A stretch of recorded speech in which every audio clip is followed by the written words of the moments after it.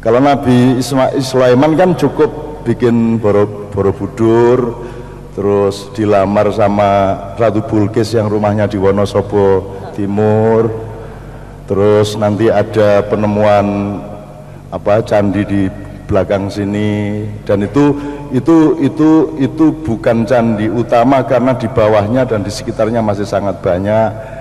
Bahwa Borobudur itu nanti juga Anda akan ketahui itu cuman kamuflase karena ada candi Borobudur yang sesungguhnya yang strukturnya itu dengan kosmologi dan arsyullah itu begitu tinggi tingkat presisinya karena diciptakan juga oleh teknologi yang terbimbing oleh Allah melalui para nabi pada waktu itu. Mulane Nabi Sulaiman ki yo satu-satunya nabi sing nganggo su gitu. Nek liyane iki kan yo mulane saiki terus Sulaiman, ono Salaman, ono Salam, ono Soleman. Jadi desa-desa sekitar sini memang ini saya bukan mengatakan ini iya, tapi kan kita kan harus terus mencurigai dalam tanda petik berbagai macam kemungkinan. Karena Anda jangan kaget, SBY nanti juga di akhir jabatannya akan mengeksploitir salah satu penemuan piramid yang dia curi dari teman-teman kita sendiri yang datanya lebih valid. Kapan-kapan kalau pesantren membutuhkan, saya bawa orangnya ke sini untuk dilihat video-videonya. Sebab kita ini tidak kenal sejarah kita sendiri karena kita tahunya sejarah ini dari penjajah kita. Dan semua situs-situs yang penting itu sudah disembunyikan oleh penjajah kita. Kita tidak mengerti apa yang terjadi sebelum abad 14 sesungguhnya. Jadi kita mengalami penurunan yang luar biasa, kemudian balik menjadi setengah primitif lagi. Sekarang kita merasa bahwa orang dahulu kala lebih primitif dari kita, padahal kalau saya kasih bukti kepada Anda akan kelihatan bahwa Anda ini turunan bangsa dengan teknologi yang tidak bisa dikalahkan oleh bangsa-bangsa Eropa, apalagi Amerika kan gitu. Cuman karena kita telanjur minder, akhirnya ya seperti ini. Nah, jadi teman sekalian, kenapa Kiai Kanjeng tadi mengeksplorasi musik-musik pencolotan saka Mesir nang Madura nang Amerika sak piturute untuk menunjukkan kepada dunia pada suatu hari bahwa hanya bangsa keturunan pemimpin dunia yang akan bisa menjadi pemimpin dunia kan gitu. Dan bangsa itu ya hanya Anda. Kalau orang Amerika bikin musik gini tadi tidak bisa, orang Arab yang tidak bisa. Orang Arab bisanya Arab tok, tapi disuruh loncat ke Madura wis angel temen. Wong Arab nang Madura ya angel temen, apa meneh ana wong Arab kan nyanyi Sunda ngono ya angel tenan. Nah, hanya orang Jawa, orang Sunda, orang Indonesia yang memiliki kemampuan dunia. Nah, Kiai Kanjeng pelan-pelan menunjukkan kepada dunia bahwa mereka itu tenang aja, kita akan pimpin sebentar lagi. Gitu loh, kita akan pimpin. Dan cara orang Islam memimpin tidak menguasai seperti Amerika. Kita ini rahmatan lil alamin, kita ini mangku. Gitu loh, kita pangku mereka semua di dalam kasih sayang dan anugerah Allah Subhanahu wa taala. Oke, sekarang kita mulai, mudah-mudahan nanti tidak terlalu larut. Saya jam berapa berakhirnya sami'na wa ata'na kepada Sohibul Bait. Arep dilereni saiki aku ya bali saiki.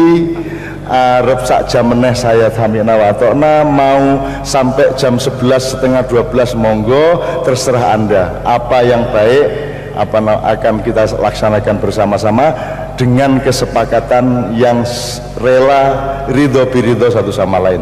Sekarang siapa yang pertama akan memulai ulil-ulil tadi? Monggo silakan.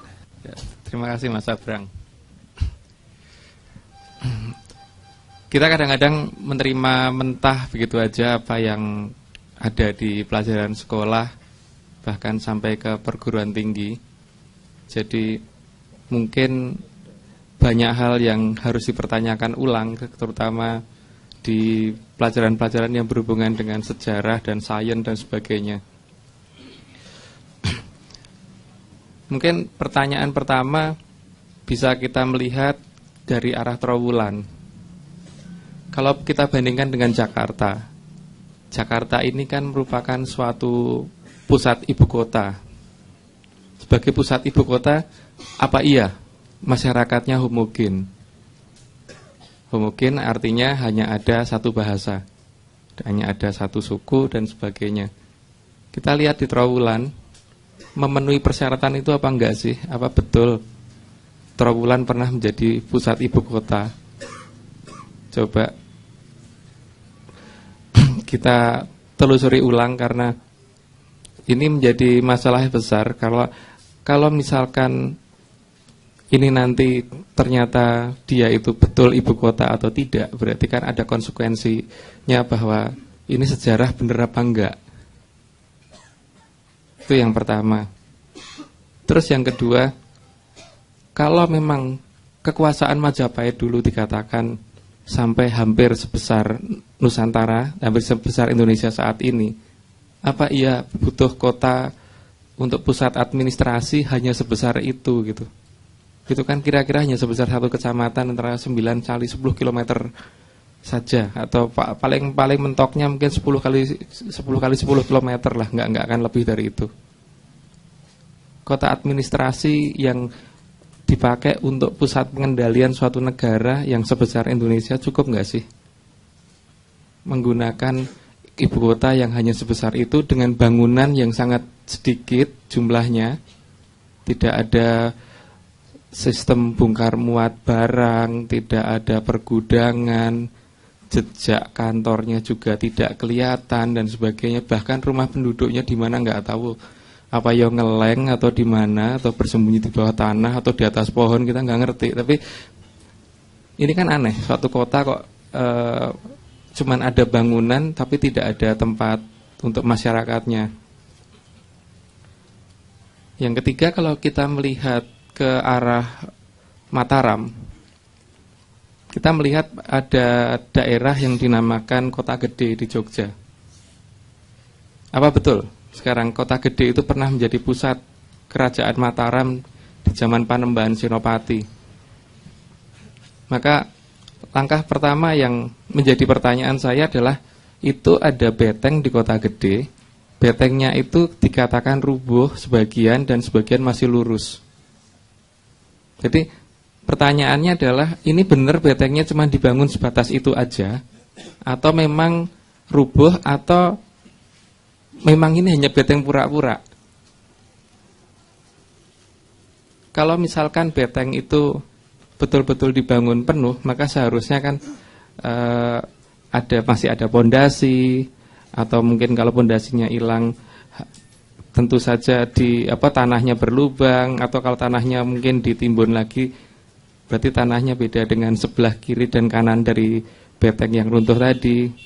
Nah, ini coba monggo diteliti sendiri apakah betul beteng itu di daerah yang runtuh tanahnya sama dengan yang ada di sekitar situ atau beda. Ya, kalau ini konsekuensinya berulang lagi bahwa kalau tanahnya sama, ya berarti betengnya cuma dibangun segitu, artinya itu kota gedean. Tapi kalau misalkan tanahnya memang beda, berarti memang pernah ditutup dari tanah yang lain, berarti memang mungkin betengnya lebih lurus lagi ke arah yang daerah yang rubuh. Itu dari sisi bangunan. Terus kalau dari sisi bahasa seperti tadi, kalau sebagai pusat kerajaan, apa iya bahasanya homogen, hanya bahasa Yogyakarta aja gitu, bahasa Jawa aja?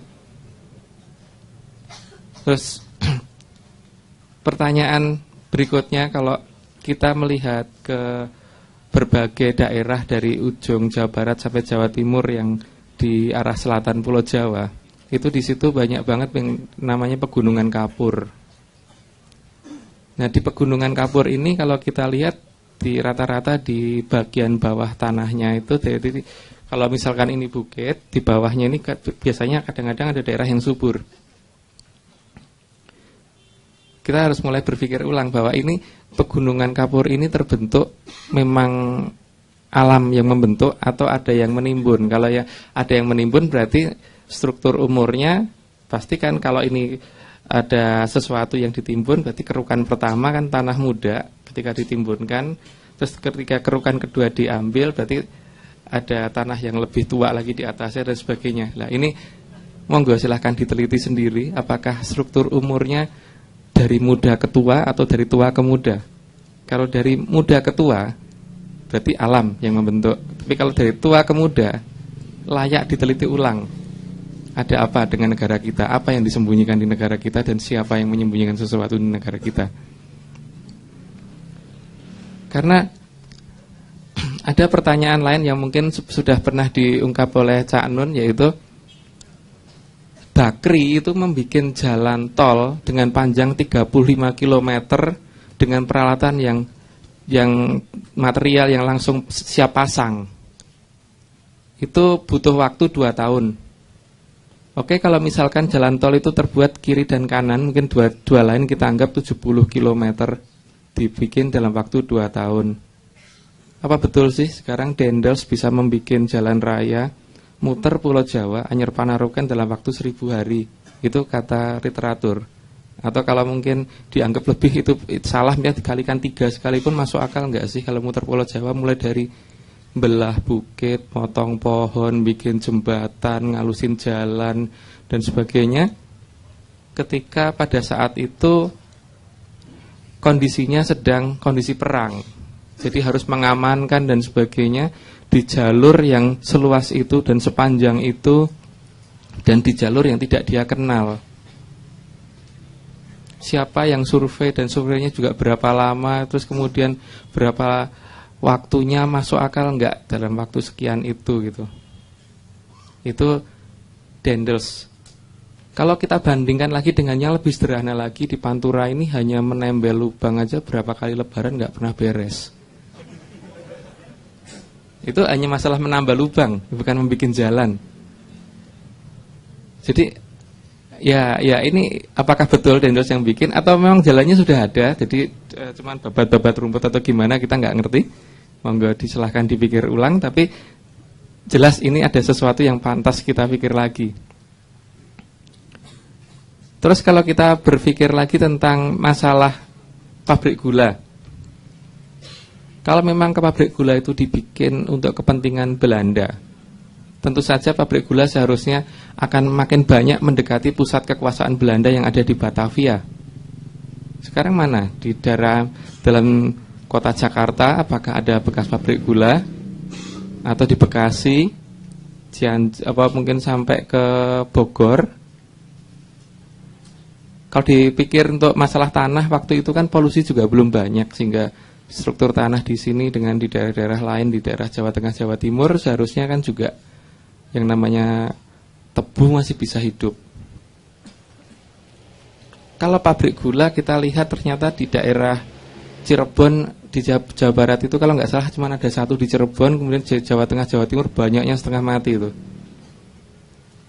Yang jadi perkara adalah kalau kita melihat masyarakat Sunda itu rata-rata senang minuman tawar, sedangkan masyarakat Jawa Tengah dan Jawa Timur senang minuman manis. Jadi sebenarnya kepentingan pabrik gula ini untuk kepentingan Belanda atau untuk kepentingan bangsa kita sendiri, yang berarti itu dibikin Belanda atau dibikin bangsa kita sendiri. Jadi atau hanya dicap seolah-olah dibikin Belanda, atau memang benar-benar Belanda yang membikin.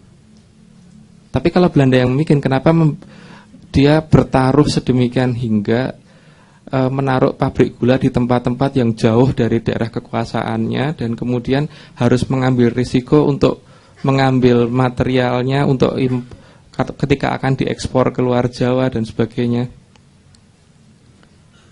Dan ada yang aneh juga, ada kalau nggak salah itu di daerah pabrik Rejagung itu ada 1 gelondong mesin yang tidak bisa di knockdown, itu beratnya sekitar 100 ton. Jembatan di kita saat ini mungkin baru sampai 60 ton atau 70 ton kalau nggak salah, sekitar segitu. Itu yang modern. Nah, kapal zaman dulu kalau itu dikatakan dibangun oleh Belanda, berarti bagaimana cara membawanya itu ke Indonesia? Apa menggunakan kapal selam waktu itu sudah ada, atau mereka punya kapal induk seperti Amerika saat ini, atau dibikin di sini? Tapi kalau dibikin di sini pabriknya di mana? Gitu. Terus kalau kita melihat lagi tentang masalah perkereta apian. Kalau misalkan rel kereta api itu dibikin dari Belanda dibawa ke sini, kita hitung sekarang volumenya, mulai dari volume rel kereta apinya, volume alat-alat yang lain untuk menyambung gitu, sambungan, terus mur, baut, sekrup dan sebagainya itu, terus sinyal-sinyalnya dan sebagainya itu, kalau volumenya ini kalau kita tumpuk-tumpuk, kira-kira untuk Amsterdam tuh hilang nggak ya, ketutupan nggak? Untuk seluas Pulau Jawa ini, kalau ini semua ini baru masalah rel kereta apinya saja. Artinya kan seharusnya di sana kalau memang seperti itu, harusnya di sana mayoritas masyarakatnya pandai besi ya. Tapi apakah betul di Belanda banyak pandai besi, dan apakah benar ini dibikin di Belanda atau dibikin di sini? Kalau di sini dulu membikinnya di mana? Terus kalau kita melihat lagi masalah lokomotifnya dan sebagainya, itu ketika dibawa ke negara kita, itu berarti kan seharusnya dalam kondisi masih knockdown.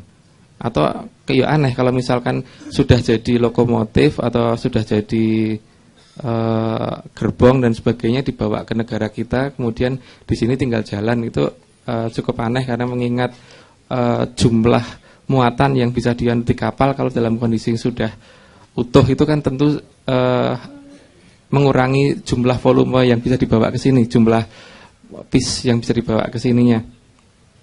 Ya sekarang kalau misalkan mendaratnya di Sunda Kelapa atau mendaratnya di daerah sekitar Tanjung Priok atau di sekitar Jakarta ini yang dikatakan Batavia, kenapa merakitnya kok adanya di Madiun? Apa iya dalam kondisi perang bawa barang seberat itu digeret-geret sampai Madiun, baru dirakit, baru dipakai jalan-jalan puteri Pulau Jawa gitu? Jadi sebenarnya ini buatan siapa? Apakah benar dibikin oleh Belanda atau dibikin oleh nenek moyang kita? Itu kita sudah harus waktunya mulai berpikir ulang bahwa kita sebenarnya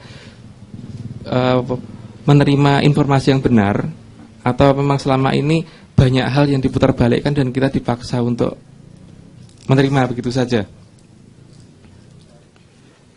Terus kalau kita melihat negara lain seperti Australia, Meksiko, yang dijajah Australia itu dijajah Inggris, mungkin dibandingkan dengan Indonesia, kalau dikatakan dijajah Belanda, lebih lamaan kita jajah Belanda. Tapi di Australia itu sekarang bahasa nasional sudah berubah menjadi bahasa Inggris. Orang bule di sana banyak. Begitu juga di Meksiko, bahasa Spanyol itu menjadi bahasa nasional di sana. Mayoritas orangnya juga orang bule. Lah di sini ini nyari orang bule kok sangat susah. Yang pertama itu, jadi kalau di desa-desa dan di daerah-daerah itu susah mencari orang yang agak putihan dikit gitu, yang hidungnya mancung dan sebagainya, agak susah. Jadi kan untuk nyari orang-orang tertentu saja yang bisa ada keturunan seperti itu, seperti di daerah Bandung beberapa orang dan di Jakarta dan sebagainya saja. Tapi ini menunjukkan sebenarnya Belanda datang ke sini dulu sebenarnya ngapain? Sebenarnya benar jajah atau enggak? Sebenarnya atau hanya jadi pembantu terus pura-pura jajah, atau apa ya, ada sejarah yang dibalik atau gimana? Karena dari sisi bahasa, orang Indonesia kesulitan ngomong bahasa Belanda. Bahkan seperti saya sendiri nggak ngerti. Orang-orang Belanda ngomong nangkep pun enggak.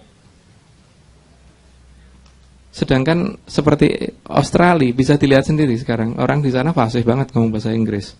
Di Spanyol, di Meksiko bahasa Spanyol tuh fasih banget. Jadi ada banyak hal yang kita mulai harus cermati ulang. Itu dari tataran-tataran yang sifatnya yang masih berhubungan dengan histori. Begitu juga dengan masalah sains dan sebagainya. Mungkin sudah saatnya kita mulai mikir ulang sebenarnya sains yang kita terima saat ini betul apa tidak gitu. Mungkin satu contoh saja pertanyaan yang mungkin bisa kita pertanyakan ulang. Itu adalah hasil penelitian Profesor Alec yang mengatakan 40% sekitar itu spektrum sinar matahari itu warnanya biru, sehingga pada saat kena atmosfer ini atmosfer kita jadi kelihatan berwarna biru. Tapi mengapa kalau 40%, sekitar 40% sinar itu berwarna biru, matahari kelihatan dari bumi berwarna kuning? Ini yang salah penelitiannya atau mata kita yang keliru, atau memang komposisinya aneh sehingga warna-warna itu jadi tidak match dengan perbandingan yang seharusnya. Itu salah satu saja. Ya, dari sekian pertanyaan ini mungkin di antara saudara-saudara di sini ada yang bisa membantu saya nantinya untuk supaya segera bisa terjawab sebenarnya apa yang salah atau bagaimana yang benar gitu. Begitu Mas Abrang. Huruf A warna merah menggunakan cat kayu. Terus huruf B menggunakan cat kayu juga warna biru. Supaya tidak dituduh mencemari lingkungan, maka batu-batu tersebut kita tanam kira-kira ya nggak begitu dalam lah, asal gini terus taruh tutup lagi gitu. Yang penting seolah-olah nggak di permukaan. Begitu terjadi abrasi di pantai Pandansimo dan Pantai Samas, batu-batu tersebut hilang. Lucunya batu-batu tadi muncul sebagai batu vulkanik letusan Gunung Kelut kemarin. Nah sekarang ini menjadi satu pertanyaan saya, bahwa ini bagaimana mungkin batu itu bisa keluar sebagai batu letusan di Gunung Kelut. Berarti ini letusan Gunung Kelut, berarti ada yang mengendalikan. Berarti ini bukan alam. Artinya ada yang ngeruk pantai selatan, tempat saya naruh batu, terus kemudian diumpetin dulu di mana, kita nggak tahu. Kemudian waktu Gunung Kelut meletus, abu menutupi itu, maka mungkin pesawat mereka bisa menjatuhkan di lokasi sekitar sana, sehingga seolah-olah ada hujan batu dan pasir dan sebagainya di sekitar Gunung Kelut. Maka di sini kan kemudian kita mencoba mengajak beberapa orang geolog, tapi sayangnya tidak ada yang mau. Sebenarnya mumpung masih banyak gunung yang berstatus mulai dari waspada, siaga dan sebagainya, itu saatnya paling tepat, karena abrasi di pantai selatan sekarang sudah mulai terjadi lagi di beberapa pantai. Maka teman-teman kita yang di Jogja saat ini mencoba mengumpulkan material yang tidak alami. Salah satunya seperti tutup botol. Tutup botol itu ada yang tutup botol biasa, tutup botol aqua, terus botol aqua dipotong-potong, terus pita dan sebagainya. Malah ada yang agak gila itu dengan mencari beberapa pamflet ditanam di beberapa pantai. Nah nanti kita lihat, kalau misalkan gunung meletus kemudian yang turun itu pamflet dan sebagainya, jadi memang benar ini letusan, berarti nggak alami. Jadi kan ini kita nyoba ulang bahwa kemarin kejadian yang terjadi di Gunung Kelut seperti ini. Berarti sekarang kita sebenarnya pengennya tuh percobaan tidak dilakukan oleh kelompok kita saja. Jadi makin banyak orang mencoba makin baik. Jadi supaya ketahuan sebenarnya kapan mereka mau muncul dan mengapa mereka kok bersembunyi dari kita. Dan kalau memang mereka mempunyai teknologi yang segitu tingginya sehingga gunung pun bisa mereka atur letusannya, negara ini akan menjadi besar sekali ketika mereka mau muncul kembali dan bergabung dengan kita. Itu penelitian tentang yang berhubungan dengan Gunung Kelut kemarin. Dan ini tentu saja banyak orang geolog yang mungkin telinganya panas atau gimana ya, sehingga ketika kita inbox ke beberapa tempat tidak ada tanggapan sama sekali, dan bahkan kita kirim ke luar negeri ke grupnya Bosnian Pyramid juga mereka tidak berani menanggapi.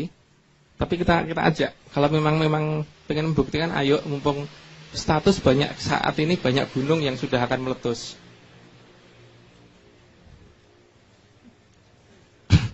Nah, ketika banyak banget kejadian-kejadian yang seolah-olah wajar, ketika kita menganggap bahwa itu terjadi secara alamiah, secara teori, seperti teorinya geologi, dari magma kedorong ke atas, kemudian meletus, kemudian pada jatuh batu dan pasir, kerikil, abu dan sebagainya.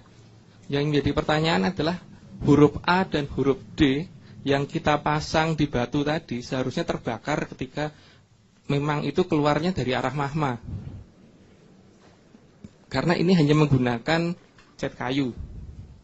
Cat kayu ngerti sendiri berapa derajat, kemampuannya tidak sampai ribuan derajat.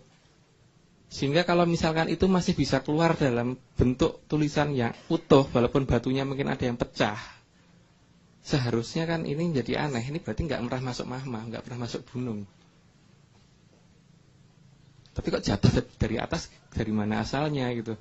Nah, makanya kita mencurigai seperti kemarin itu kan para pakar mengatakan bahwa kilatan-kilatan yang terjadi itu akibat gesekan udara dan sebagainya. Tapi itu tetap bagi kita nggak wajar karena bersamaan dengan kilatan-kilatan tadi, batu-batu itu pada berjatuhan di sekitar desa Wates, Kediri.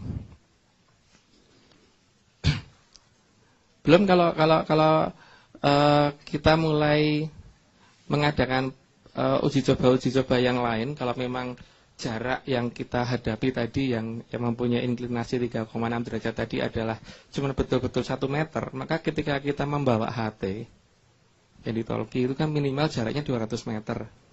Maka seharusnya kalau saya di sini dan ada satu teman di situ dalam jarak misalkan 3 meter, ketika saya break harusnya nyampe. Ini enggak. Begitu juga dari sana nge-break, saya dengar suaranya tapi di hati enggak nyampe.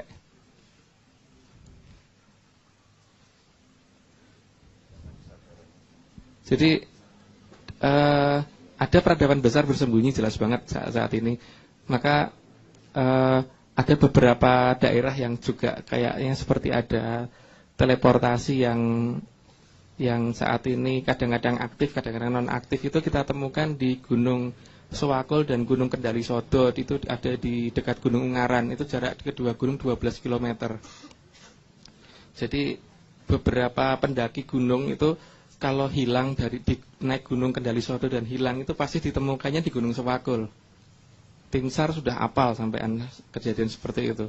Begitu juga kalau ada pendaki gunung yang naik Gunung Sewakul dan hilang di situ, pasti ditemukannya di Gunung Kendali Sodot. Kalau kita kan kemudian mencobanya kita dengan kaleng yang kita warnain, kita jejer, kita lihat hari ini masih ada, besok masih ada, besoknya lagi ketika ada yang hilang kita lihat yang paling warna apa, kemudian di sebelah sana, di gunung sebelahnya. Jadi kita bisa mencatat hari apa. Itu yang dilakukan oleh kelompok kita, sehingga kita meyakini ada peradaban besar yang saat ini tidak mau kita, nggak tahu kenapa, yang jelas mereka menghindar dari kita, tapi mereka ada. Dan mungkin hal yang agak kelihatan itu adalah ketika Indonesia merdeka waktu itu peredaran mata uang rupiah dalam waktu hampir 24 jam itu tiba-tiba beredar ke seluruh Indonesia. Dan mata uangnya aneh karena kalau ditaruh di atas tangan bisa melengkung. Tapi tahun 1946 ke atas jenis kertasnya lain. Sedangkan KPU saja mempersiapkan kartu pemilu dan sebagainya itu butuh waktu berapa tahun, berapa lama dan nggak beres.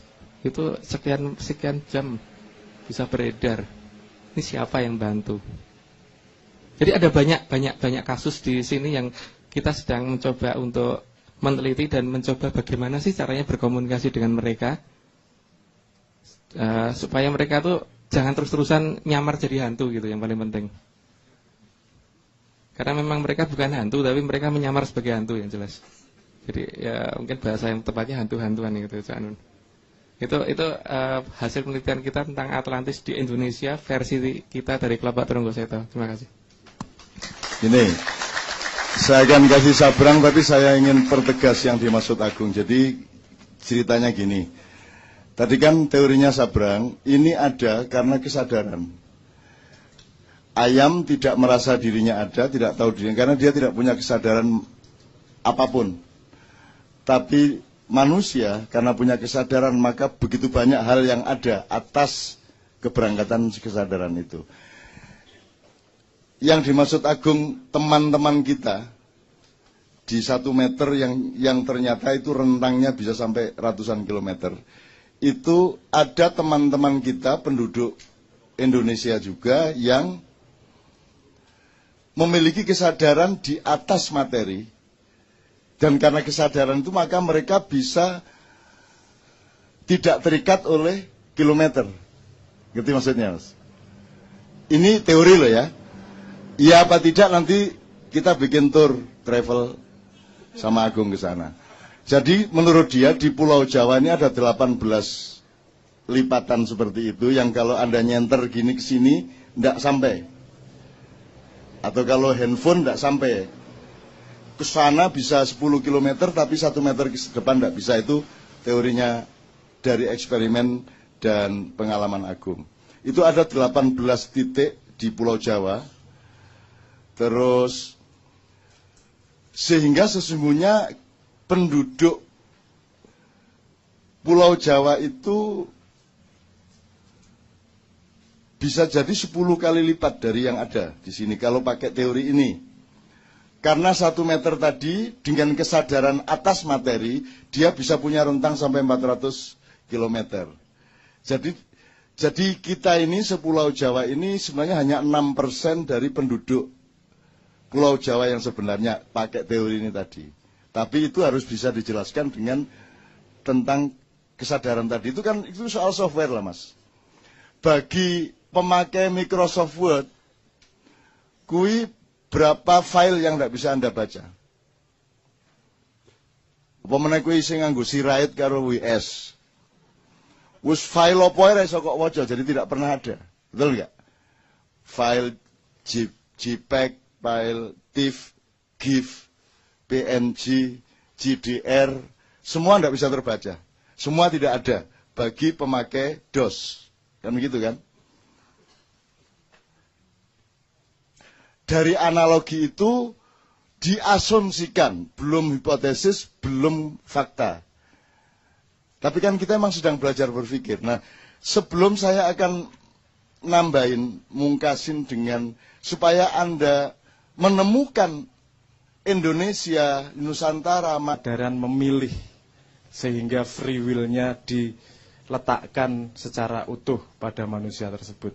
Makanya kalau orang Jawa memperlakukan semua benda itu memanusiakan, merohkan, karena dia tahu ini dalam perjalanan ini.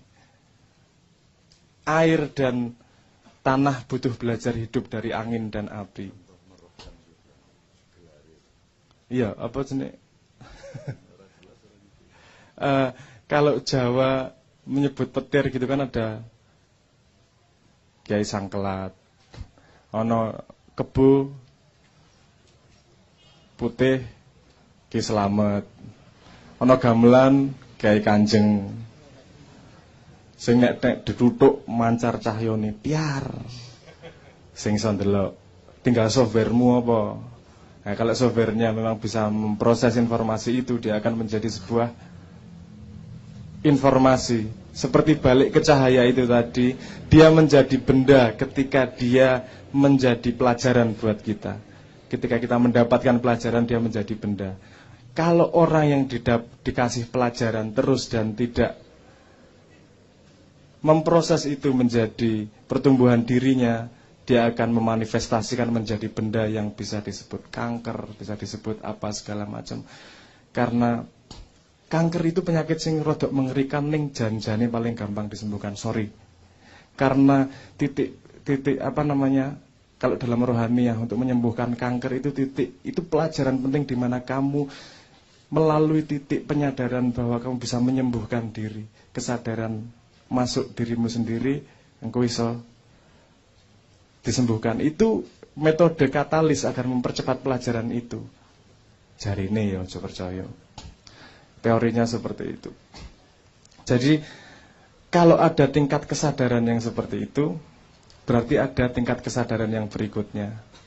Nah, pada titik inilah kita belajar, makanya ada surga neraka, ada malaikat, ada tingkatan berikutnya. Karena itu sedikit informasi bahwa ada kesadaran berikutnya loh. Setelah kesadaran self-aware ini, ada PR ini.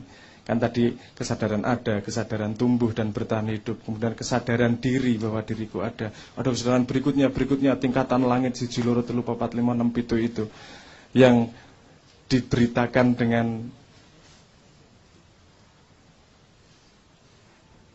informasi yang hanya akan menjadi nyata ketika kamu mencerna beneran. Nah, ini cerita sedikit. Di Jogja itu saya ada fokus grup diskusi, di mana diskusi ini meng wong sedidik, wong 5-6. Karena saya tidak punya bakat seperti bapak saya yang bikin guyu wong, apa jenenge, menimang-nimang, ngomong saru gitu, saya nggak punya bakat saya. Saya beda bakatnya. Jadi yang bertahan di situ wong-wong sing gelem kentir, gelem mikir tenanan walaupun wis edan siji. Wah, yo rada bersalah gue. Tapi sekarang ini sudah berjalan 2 tahun dan ini pada titik KKN ini percobaan. Wis yo, wis ngerti petani alam, gue wis ngerti apa jenenge. Misalnya begini, Tuhan pun membuat alam raya tidak dengan random karena kesadaran kosmos itu sendiri juga punya patternnya. Saya kasih contoh misalnya, Anda pernah dengar namanya golden ratio? Golden ratio, jarak ini keluar di tulang, keluar di mata, keluar di apa namanya, daun, keluar di galaksi, itu keluar di mana-mana. Fibonacci, urutan Fibonacci dan golden ratio itu. Kalau Anda tahu, kalau Anda tarik garis dari kutub utara dan kutub selatan, garisnya melewati Ka'bah. Ka'bah itu letaknya di golden ratio garis itu. Ini kan rodok medeni iki. Nah, dari informasi-informasi iki cacah KKN, coba-coba. Saiki aku alih profesi, bukan alih profesi, jajal profesi dadi tukang kayu.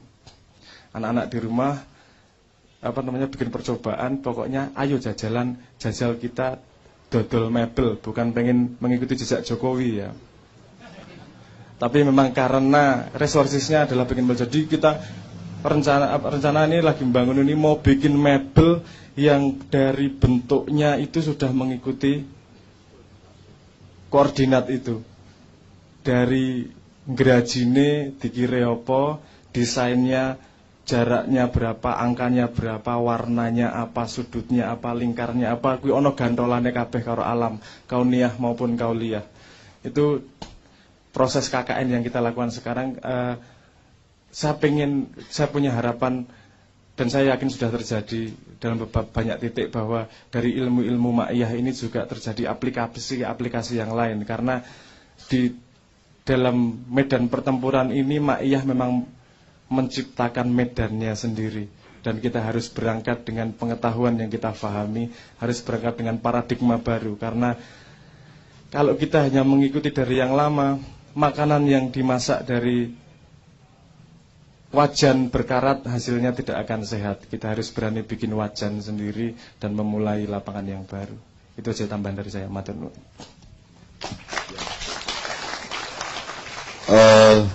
Teman-teman sekalian, ini kita mendengar hal-hal yang seperti ceramah dari alien sih ya. Ini jangan sampai menjadi jamur di pikiran Anda. Jadi itu harus hidup, harus luding. Kalau tidak luding, cepat buang aja. Sebab kalau tidak, jamuran. Karena ini rata-rata intelektual Indonesia ini jamuran otaknya. Karena banyak sekali pengetahuan dan cara berpikir yang dia tidak ludingkan gitu ya. Jadi mohon seluruh yang Anda dengar tadi, kalau memang Anda tidak mau, buang aja, sisihkan. Kalau mau, tolong diproses supaya tidak jamuran. Enggak, ya. Apa deh?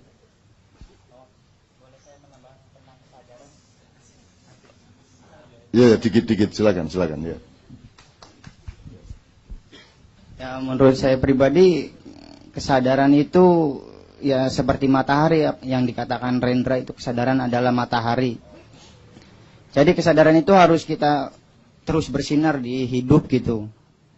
Ya, contoh lain, ya ini juga harus dibarengi dengan keyakinan. Ini menurut saya pribadi. Jadi kalau menurut saya salah, ya mohon maaf sebelumnya. Jadi kemarin ya pekerjaan saya itu kosong 3 hari. Ya saya sadar ini Tuhan lagi nguji saya ini. Jadi ya saya sadar terus ya dengan yakin pasti Tuhan rezekinya untuk besok atau besoknya lagi. Nah kebetulan malamnya ada pertandingan Liga Champion gitu. Nah ya ini mah hanya sekedar contoh gitu. Jadi tuh hampir semua di match itu menjagokan Chelsea. Ya, kalau pengamatan saya itu saya megang Atletico Madrid. Ya udah secara tidak langsung saya deal. Saya Atletico Madrid.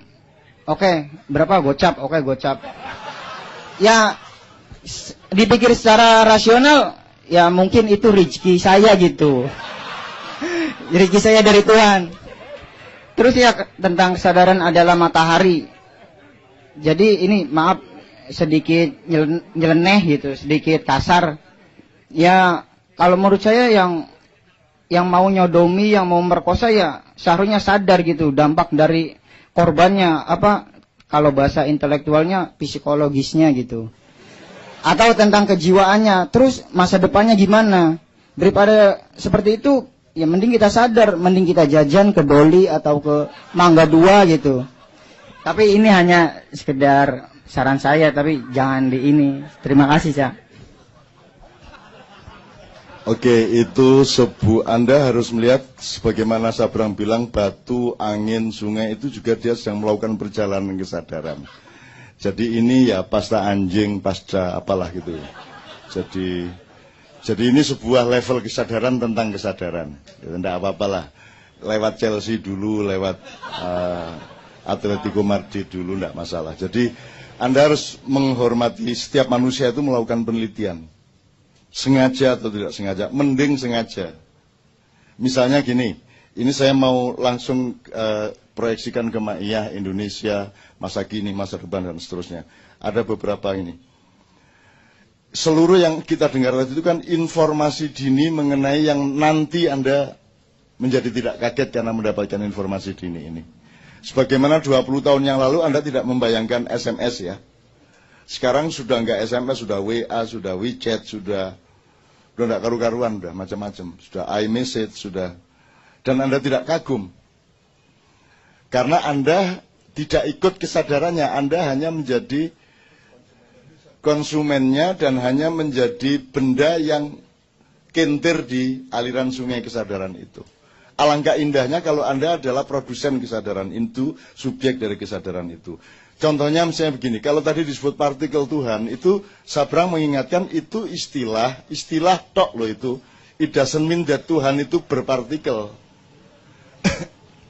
Kalau Tuhan marah juga jangan percaya, Tuhan tidak punya kepentingan untuk marah. Cuman dalam percintaan dibutuhkan kemarahan sesekali kan gitu.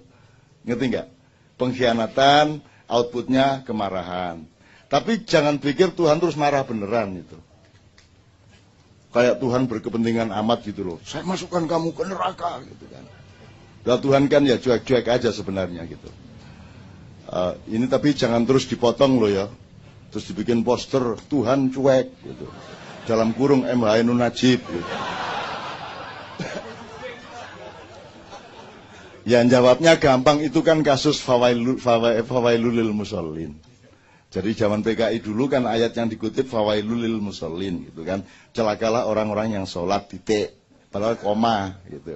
Jadi saya sering dikutip komanya dijadikan titik. Ya serah apa-apa, babi itu boleh dimakan. Kalau kan gitu. Ono kalau nih re, kalaunya ini tidak diterusin, apa-apalah wis. Saya senang kok dijadikan kurban-kurban seperti itu, sehingga saya kan bisa bersedekah kepada orang yang saking laparnya dia memakan saya kan gitu kan. Dan aku tidak akan habis dimakan oleh berapa orang pun yang gitu. Oke, itu terus gini mas, istilah partikel Tuhan itu sama misalnya dengan ada ya nggak teman-teman yang dari kedokteran atau psikologi.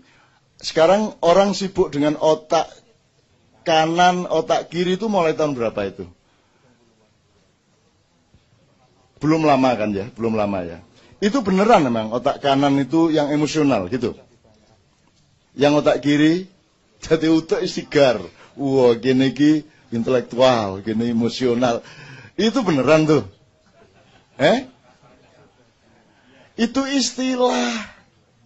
Bukan beneran, itu istilah untuk menggampangkan. Pokoknya ada fungsi intelektual, ada fungsi emosional, ada ESQ, ada macam-macam itu. Itu kan pelan-pelan manusia memahami dirinya, memahami fungsi rohaninya, terus bikin istilah-istilah, Anda terjebak oleh istilah itu. Sebenarnya nggak ada otak kanan, otak kiri itu. Juga tidak ada ini departemen intelektual, departemen spiritual, departemen emosional, tidak ada itu, tidak gitu hidup itu. Dia merupakan sebuah entitas. kapan intelektual, kapan spiritual itu tidak berada pada tempat yang Anda pahami secara material. Kadang-kadang intelektualitas itu cuma kulit ari dari spiritualitas. Kadang-kadang spiritualitas justru merupakan munculan dari fungsi intelektual. Itu sama dengan kesadaran membuat cahaya menjadi partikel. Kesadaran berikutnya menjadi gelombang. Dan Anda tidak bisa definisikan bahwa itu ojo kadoan lah. Cahaya adalah partikel ataukah cahaya adalah gelombang, kan tidak bisa.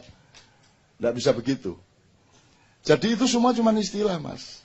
Kalau di Ma'iyah kan dari dulu kita punya teori mengenai ubun-ubun itu, mengenai pendaran yang kita sebut elektromagnetik, yang disebut hidayah Allah, yang wahyunya Allah itu nggak pernah berhenti sejak kun sudah dia terus menerus abadi.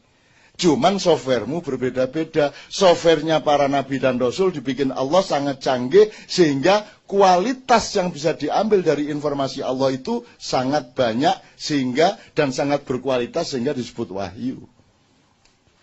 Orang-orang yang mengikuti nabi dan rasul dia mendapat karomah, artinya softwarenya lumayan lah di bawah nabi. Tapi informasinya sama. Nah, cuman Pentium berapa dulu? Kan begitu. Kamu isi dengan apa? Kalau kamu pakai iPhone ya Bluetooth aja susah.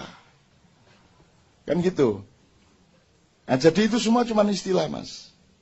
Nah, mohon kita jangan terjebak oleh istilah-istilah seperti itu. Wong buktinya yang konkret, yang material, 4 sehat 5 sempurna aja sekarang enggak dibantah sendiri oleh kedokteran kok.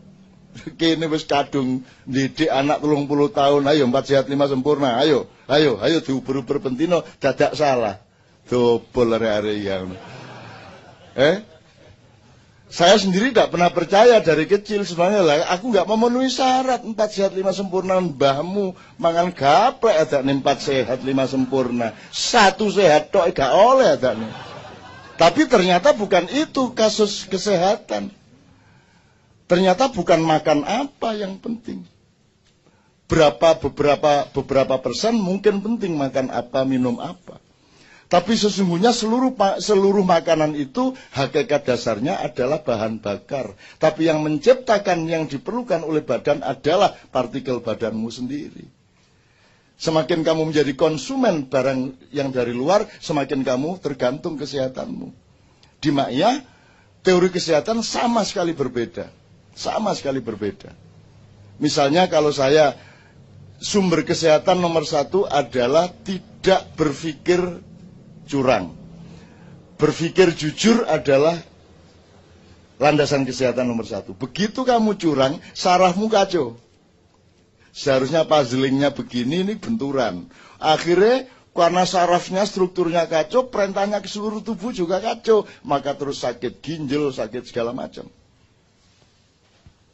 Jadi bukan apakah engkau merokok atau tidak merokok, sehat itu enggak begitu itu.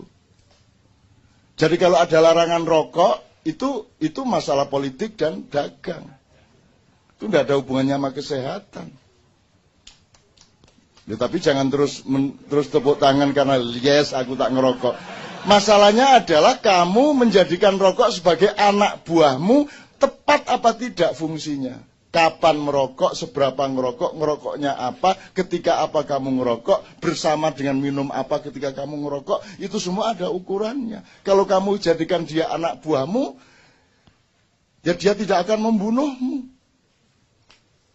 Loh kalau mau dicari semua yang membunuhmu dilarang, ayo. Sate kambing membunuhmu. Ya tak gak? Apalagi? Gula membunuhmu, jelas tuh banyak orang sakit gula. Knalpot motor, nemen membunuhmu itu. Motor mobil. Jadi saya kira lebih baik tidak usah ada kendaraan bermotor. Kalau memang rokok tidak boleh. Gitu loh. Karena jauh lebih berbahaya. Ngene wis, kono ojo ngerokok tapi mangapo ngarepe knalpot. Ah, ngene iki wis. Loh kok mangap? Aku gak ngerokok kok gak masalah.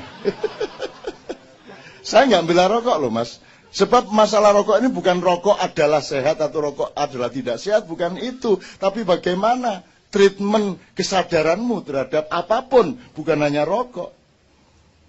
Kalau tidak ingin mati, gampang mas. Ojo urip.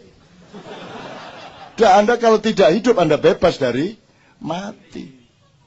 Gitu loh mas. Saya nggak belain rokok. Cuman salah cara kita memandang rokok dan lain-lain itu salah. Gitu loh. Nah, sekarang misalnya begini. Misalnya pemilu. Rakyat itu penting nggak sih dalam politik Indonesia? Penting nggak? Apa sih fungsi rakyat? Fungsi rakyat adalah angka. Kamu nyoblos 1 angka. Kakakmu nyoblos 1 angka. Ya itu batas fungsimu, kamu tuh ya cuman angka itu toh. Nggak penting namamu itu kan sekedar untuk keabsahan kartunya. Tapi kan kamu nggak penting.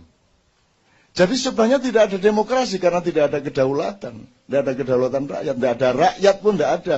Karena rakyat itu ra'iyah.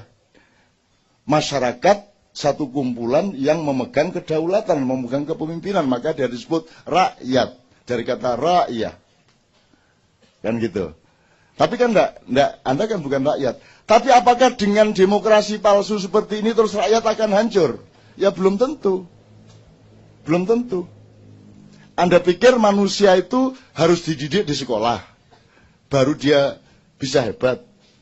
Emang ada nabi yang sekolah? Emang ada rasul kursus? Ada wali les gitu? Nabi pun tidak seorang pun yang dididik Quran dan hadis. Coba, ayo modar lah gue saya. Emang Nabi Muhammad dididik oleh Pak Abdullah dengan Quran dan hadis? Jangan marah loh ya. Saya tidak mengatakan Quran tidak penting, sangat penting. Tapi jangan terus itu menjadi satu-satunya ukuran yang kaku. Loh, tidak ada seorang Nabi pun yang dididik dengan Quran kok. Belum ada Quran nih. Iya.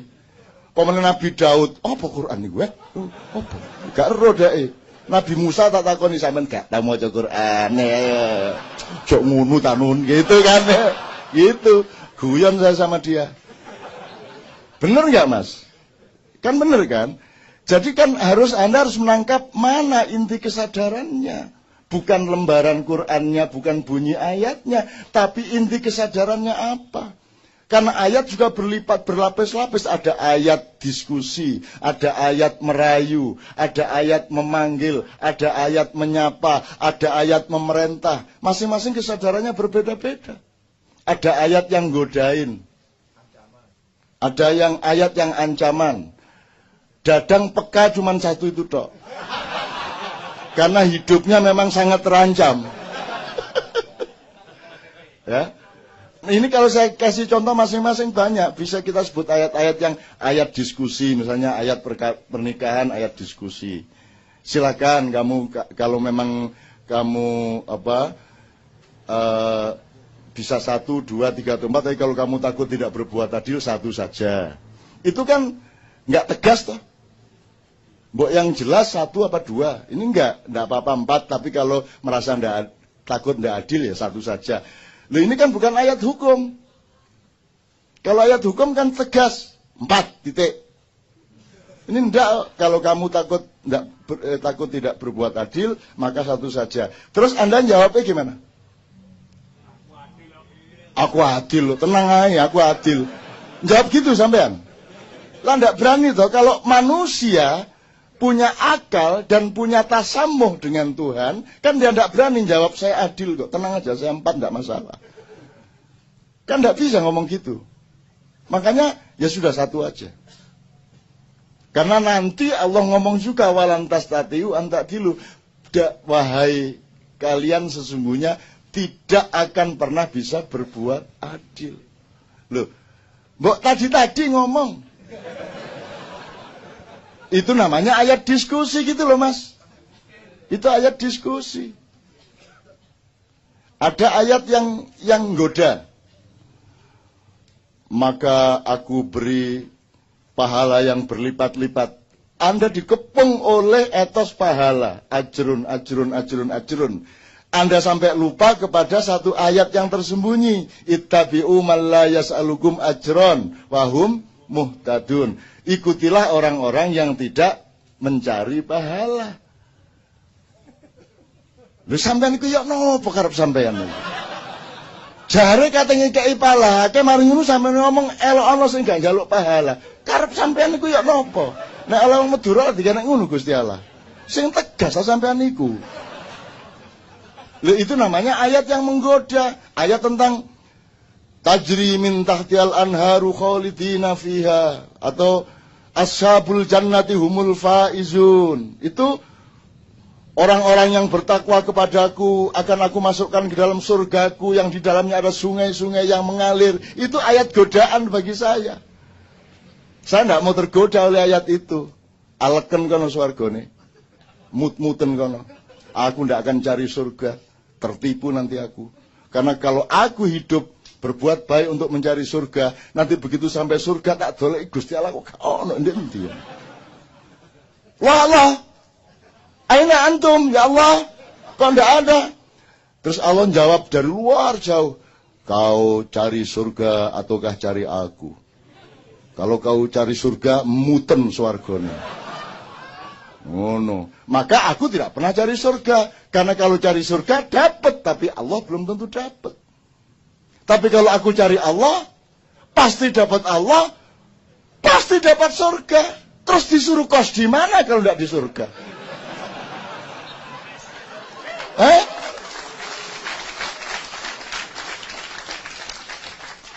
Kan tidak mungkin. Ya sudah kamu mencariku sini hambaku sini ya. Kamu sementara di neraka. Ya tidak mungkin lah. Jadi ngapain cari surga itu loh? Ngapain ulama-ulama itu ngiming-ngimingi surga neraka. Ngapain repot nambah-nambahi file? Itu kamu digoda sama Allah. Supaya coba dia fokus nggak sama aku. Kan gitu kan? Coba itu kayak wanita yang pakai make up. Kan gitu kan? Akhirnya laki-laki terpesona kepada make up-nya, lupa kepada intinya. Kan begitu. Jelas ya Mas ya? Loh, ini menurut Anda ini tauhid bukan ini? Kalau tauhid itu benar-benar kepada Allah. Dan Anda percaya Allah itu ndak usah kamu minta. Kalau kamu fokus kepada dia, ojo meneh swarga. Semua dikasih ke kamu. Nggak usah kamu minta. Gila apa? Nggak dikasih surga. Pasti dikasih lah. Kamu ngapain cari surga itu? Ngapain? Heran saya. Kok